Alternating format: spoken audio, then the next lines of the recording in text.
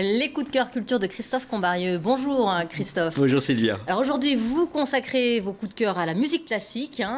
D'abord, un quatuor à cordes allemand en passe de devenir le meilleur du monde. Une pianiste russe qui, après Rachmaninov, s'attaque à Liszt et de l'opéra, non seulement avec les 70 ans d'une des plus belles voix, c'est celle de Kirite Kanawa, mais aussi une nouvelle production de l'italienne à Alger, de Rossini, et ça se passe au Palais Garnier. Tout à fait, l'italienne à Alger, c'est une des plus exquises réussites de Rossini, un Rossini qui était âgé d'à peine 21 ans. Vous imaginez déjà la vivacité d'esprit qu'il avait. C'est truffé de grands airs, c'est frais, c'est charmant, c'est très drôle, ce qui est assez rare à l'opéra, ou alors quand c'est drôle, c'est pas bon signe.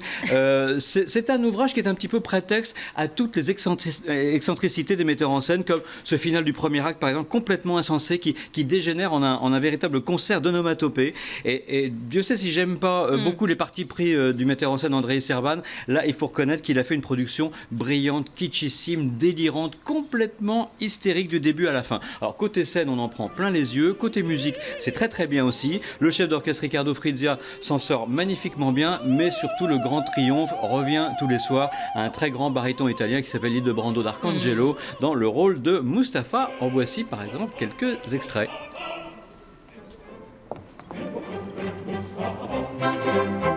Ci volge di fortuna e non più smani né paura e di coraggio a tempo adesso che sono si vedrà che sono si vedrà che la tua fermatica tua desiale freddo un guardo languido un sospiretto. C'est là que j'enchaîne avec. Voilà, il s'est totalement relooké. Totalement relooké, c'est très très quiche, il y a du rose partout, c'est très drôle. Voilà, c'est l'italienne à Alger de Rossini, au Palais Garnier jusqu'au 23 avril. Et puisqu'on est au Palais Garnier, je voudrais faire une petite parenthèse sur un spectacle qui attire aussi bien le jeune public que leurs parents. C'est celui de l'école de danse de l'opéra qui présente son spectacle annuel. C'est cet après-midi, mais c'est aussi mardi et jeudi. On dépasse largement le simple cadre démonstratif de ce genre d'exercice évidemment, mais on découvre aussi toute la finesse, toute la richesse, toute l'excellence de l'enseignement de cette maison qui est probablement la plus grande maison du monde pour apprendre la danse. Et cet hommage, cette année, un hommage est rendu à Claude Bessy, qui a fait plusieurs chorégraphies et qui a été la directrice de cette école de danse pendant plus de 30 ans, de 1973 à 2004. Allez Christophe, vous aimez nous présenter aussi les nouveaux talents. En voici un dont on dit d'ailleurs que c'est un phénomène. Elle n'a pas 30 ans et elle nous vient d'Ukraine. Tout à fait. Elle s'appelle Valentina Lisitsa. Elle est née à Kiev. Maintenant, elle vit en Caroline du Nord. Elle a, à 29 ans, un parcours tout à fait étonnant parce qu'elle a choisi de ne pas du tout rentrer dans les sentiers battus, de ne pas faire comme tout le monde, c'est-à-dire remporter un premier Grand Prix international et de se faire remarquer par les maisons de disques. Elle a opté pour le contact direct avec le public, et à savoir par les vidéos de YouTube. Du coup, sur YouTube, elle a accumulé près de 60 millions de vidéos vues. Je ne sais pas si vous imaginez, pour du piano classique, c'est colossal. Et l'histoire ne s'arrête pas là parce qu'elle était tellement convaincue que le public la suivait que pour pouvoir enregistrer son premier disque qui était l'intégrale des concertos de Rachmaninov, eh bien, elle est allée jusqu'à vendre sa maison, la mettre en hypothèque pour enregistrer ces concertos de Rachmaninov. Alors maintenant, c'est ce qu'on appelle être passionné. Elle est passionnée, et elle est patiente aussi parce que voilà. Elle a tourné la page de Rachmaninov maintenant. Elle s'attaque à un autre monstre de virtuosité qui est Franz Liszt, et son premier disque Liszt vient de paraître et je vous propose justement de l'écouter dans un extrait de la Totentanz.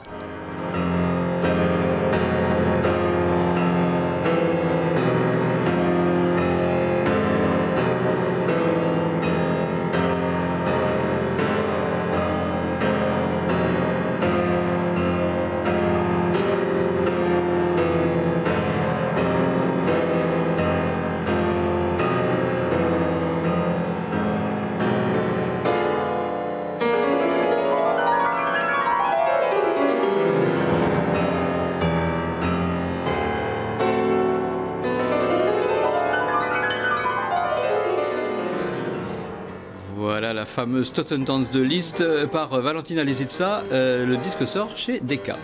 Alors, nombreux sont ceux qui ont découvert l'opéra grâce à elle, grâce à sa voix fruitée, cristalline, très douce.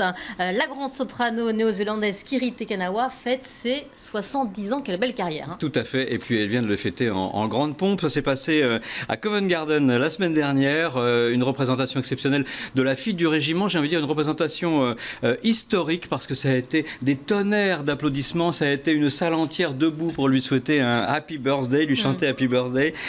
C'était un événement, parce qu'elle avait déjà fait ses adieux à la scène il y a une dizaine d'années, donc pour la faire revenir exprès, fallait le faire. Et puis donc voilà, il fallait une occasion exceptionnelle. On parle de Dame Kiri Te Kanawa, parce que vous savez qu'en 81, c'était elle qui avait chanté pour le mariage de Lady Di et du prince Charles. Et après cet événement, évidemment, la reine d'Angleterre l'avait anoblie. On parle de Kiri Te Kanawa comme de la voix rêvée des anges, c'est vrai, parce que objectivement, on n'imagine pas une plus belle interprétation aujourd'hui de Mozart, de Puccini ou de Richard Strauss, qui sont justement des compositeurs qui sont mis à l'honneur par un coffret qui sort chez Warner des plus grands airs d'opéra. Il y a quelques semaines, elle était pour ses 70 ans en concert de charité à Washington. Et voilà Kiri Te Kanawa aujourd'hui. Allons-y.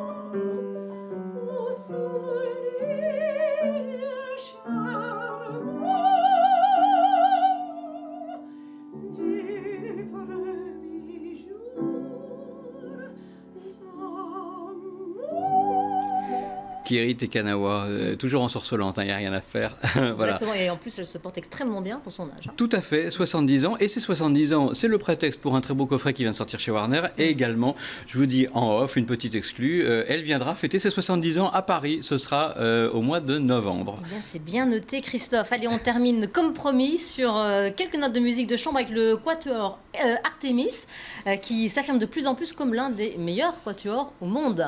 Et c'est mérité, parce que toute la presse musicale mondiale commence à aller justement à être unanime sur ce jeune quatuor qui nous vient de Lübeck en Allemagne, malgré leur jeunesse, parce qu'ils n'ont finalement que 15 ans d'existence. Pour 15 ans pour un quatuor à cordes, c'est très très jeune. Eh bien, après quelques petits changements internes, etc., on a vraiment le sentiment qu'ils sont les dignes héritiers du quatuor Alban Berg, du quatuor Juilliard, du quatuor Amadeus, tous ces vrais quatuors du milieu des années 1900-1950. Voilà. On croyait qu'un quatuor à cordes, ça se bonissait avec l'âge. Et bien, pas du tout. On découvre que même jeune, un quatuor à cordes peut être tout à fait excellent. Ils étaient absolument somptueux dans Brahms, dans Beethoven, dans Schubert. Aujourd'hui, ils s'attaquent à Mendelssohn, les quatuors de Mendelssohn qui viennent donc de paraître chez Erato. Et ils sont tout simplement époustouflants. Le disque vient de sortir et ils seront en concert à la salle Pleyel les 12 et 13 avril.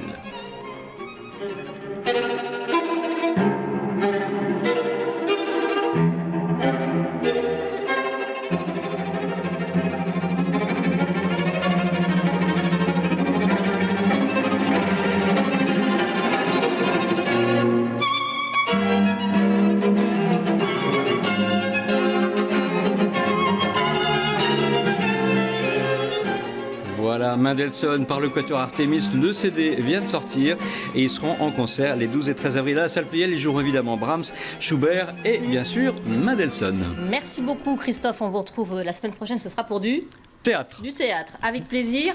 Très bon dimanche et à suivre sur LCI, c'est un nouveau journal avec Nicolas Herbeau.